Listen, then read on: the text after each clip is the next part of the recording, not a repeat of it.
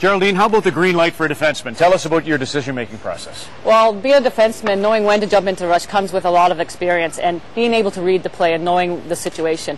Probably the best time to jump into the rush is going to be when two forwards get caught deep. The defenseman in front of net is going to be able to beat them up the ice and join the rush to create and outman the opponents. So you're not just thinking out in front of the net, oh, good, we got the puck. You got to make that read instantaneously. No, obviously for your first goal is defense, but once you get that puck, you're looking to go. And one other point before we show an illustration of it nice and slow. Once you've committed, is there a time at which you back off, a time that you keep going? Absolutely. If you're still outnumbering them as you pass the red line and get into the offensive blue line, green light, keep going. But if a back checker catches up to one of those forwards or myself, that's the time when I'm going to decide to back off and play defense. Okay, as a defenseman, I'm backing up into the front of my net. Okay, the offensive player dumps the puck, my partner gets the puck, makes a nice pass, look for the read, jump into the rush, up, and here we go, creating an offensive play. Okay, here again, backing up, I'm reading the play, I'm in front of the net. Okay, the puck gets dumped in, it gets turned over, Ron passes it up, I look to jump, and here we go, outnumbering our opponents. cbc.ca/thinkhockey for more.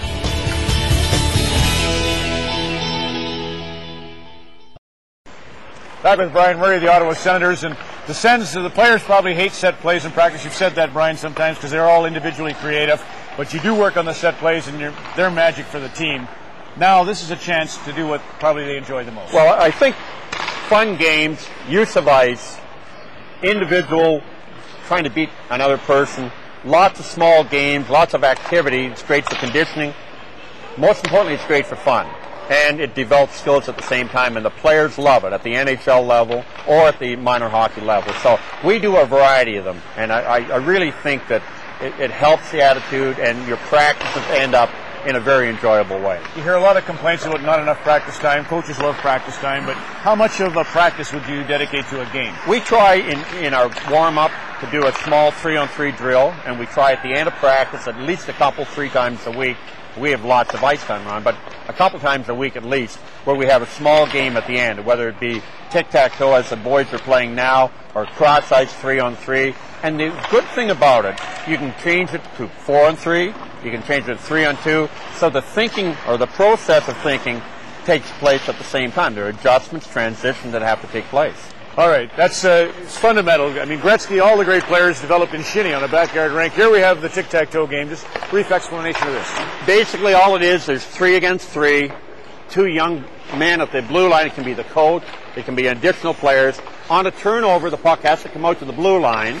It forces the other players to set up defensively and the offensive players to open up and give a position for the coach to pass the puck to. So there's a lot of things that happen in it.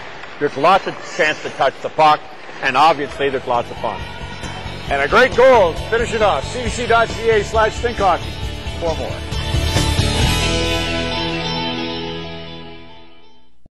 This is really something. Brian had no idea we were going to talk, Manny, about the number of strips of tape on the blade of his stick, but there he is, honoring Gordie Howe. After 1,000 victories in the OHL, he's still the old player from Springfield. Yeah, 9 wraps. Gordie was good to me. Not on draws, he wouldn't have been. No, he had a bloody nose. He could do anything. Yeah.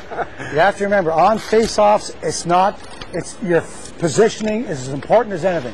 Because if you go in straight up and down, and here, you're not on balance to get a puck. What you want to do is you want to cheat a little bit. I'm still straddling the line. That leg is here, but I'm a right-hand shot. So you want to go in a little bit of an angle, so when you're pulling, that's your movement down to here. Because if you go in straight, where would I be pulling? There or there. We want to gain possession. So the hands, the balance, and the quickness. So your movement is here. I'm leading with my left foot because I'm a right-hand shot. Should players be leaning on their stick in the face-off circle? No, when you go in, you don't want to be just so rigid that you're here, because by being rigid, you can't lift it. What you want to do is you want to lift your stick so it's coming down that motion. That's the motion you want. So here you are here, there coming down. So lifting down, and it's hands, it's feet for balance, and I'm telling you, on the balls of your feet, here I am, I'm strong, because if that puck ties up, I'm going to move in, and I'm going to be ready. But if you're not here, if you're up here straight-legged, and you miss it, you don't have any, you have to now get down and move to the puck. every little tip as I'm giving you, all right? All right, boys. This is a mark on the dot. Don't forget, Manny, cbc.ca/thinkhockey. This is for all the marbles.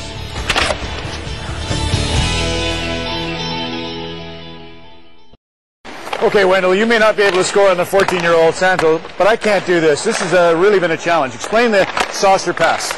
What you want to do is you want to roll the puck from heel to toe. When you're following the puck's really spinning in a clockwise or counterclockwise position, depending if you're left or right-handed. And you want to keep your stick blade open, and you follow through without closing your blade. That way the puck lands soft, it's easy to pick up. It's easier to pick up. It takes off flat, lands flat, or if I flip it, it's rolling as it goes to the other guy, it's hard to pick up.